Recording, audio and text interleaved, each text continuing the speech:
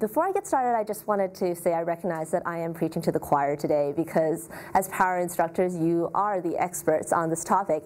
And in fact, I interviewed Professor Lunsford for this presentation. But still, I hope that this presentation would perhaps give you a new perspective on the essay.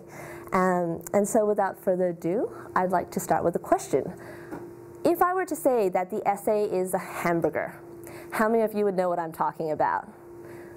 Right, some of you.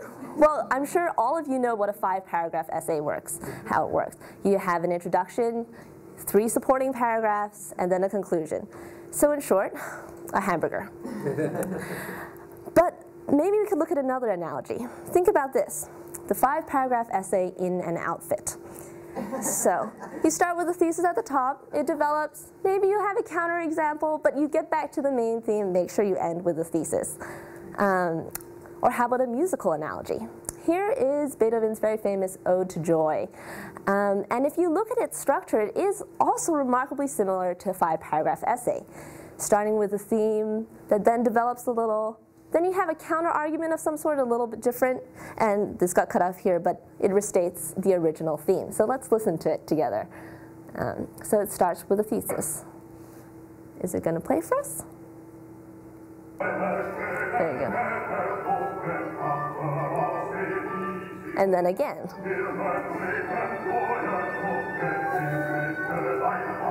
Now something different.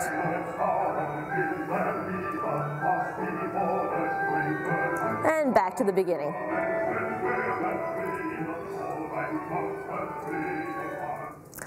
And so I was wondering, is that all there is?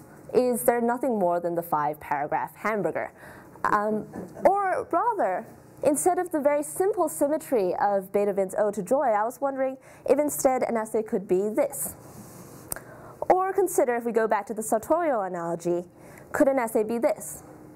Or this? Oops. Or even this? Think back to the last essay that you wrote, or maybe the last essay you graded.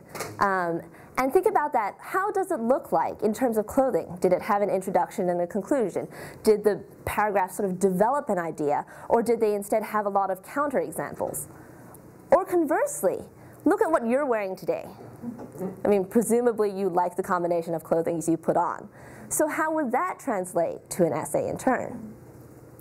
So the reason why I am looking at the essay at all is because as a student, I write a lot of them. The average Stanford student, I figured, would probably write between 60 and 100 papers throughout his career.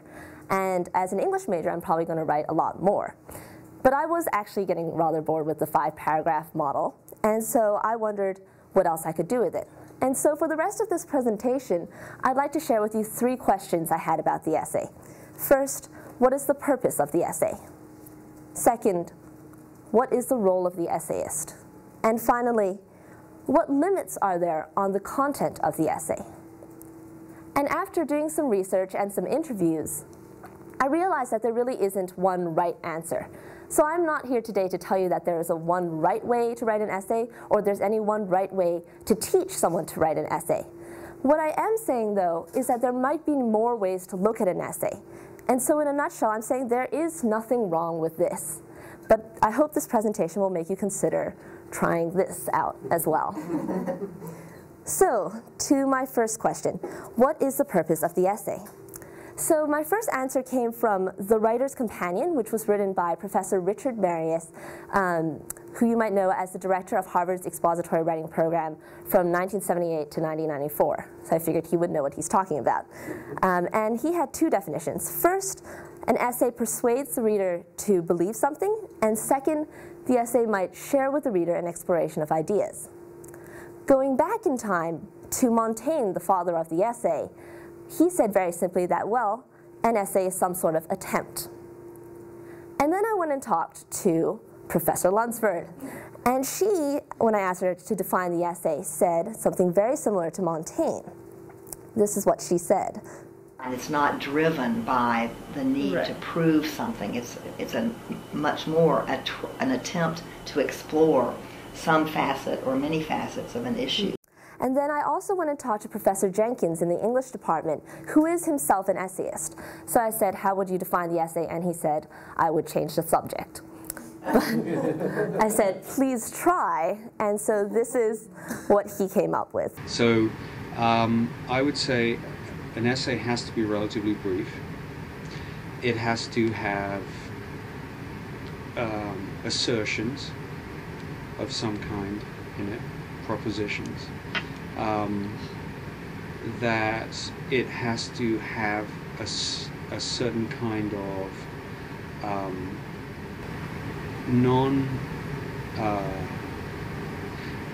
it has to lose some of the habitual impersonality in which people who are doing academic writing are trained to speak. Yeah. So it has to have some sort of passion to it. And then, now that we've looked at the purpose of the essay, my next question was, how about the creator of the essay?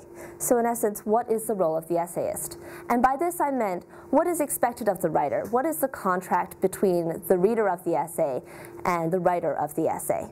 So one of the questions I had about this is exactly how much authority does someone need to have before they can be a credible writer on any essay topic that they're writing about? And again, I talked to Professor Lunsford and to Professor Jenkins, and this is what they said.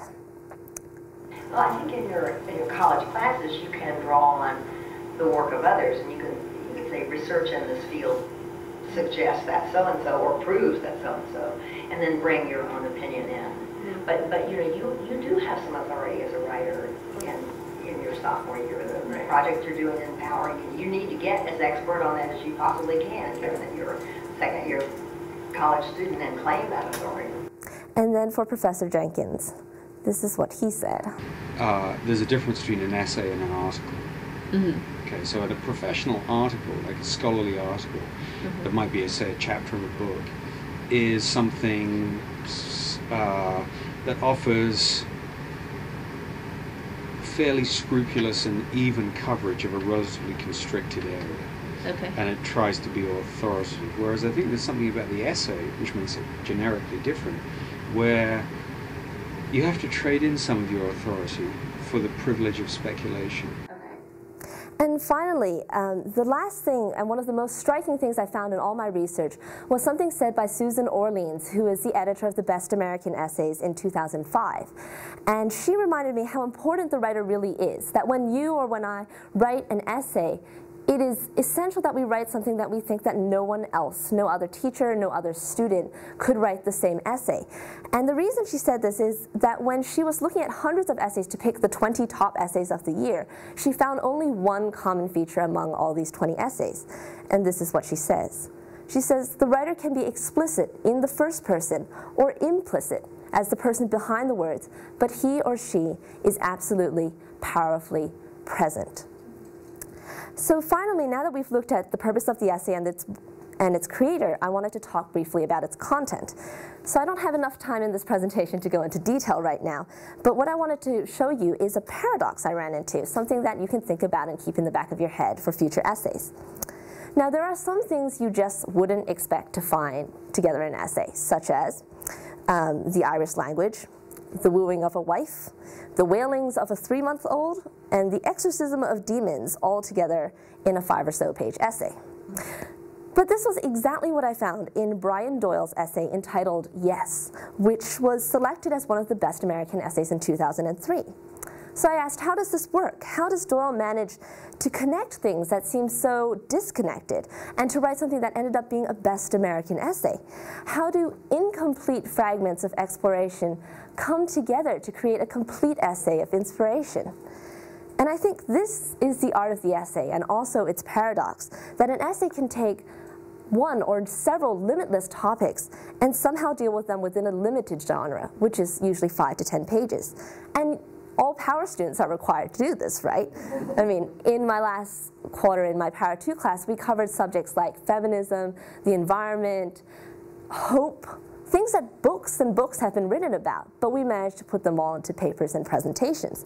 So how does the essay accomplish this amazing feat, pulling a universe out of a magician's hat? I mean, among the questions we've looked today, like them, This one doesn't really have an easy answer, but it's something you can think about and consider too how you have done it, how your students have done it, how you could teach somebody else to do this miracle. But unfortunately, this is about all the time I have today. But I hope that this presentation gave you some new ideas, something to think about, and that you'll have a lot of fun with the next essay that you write.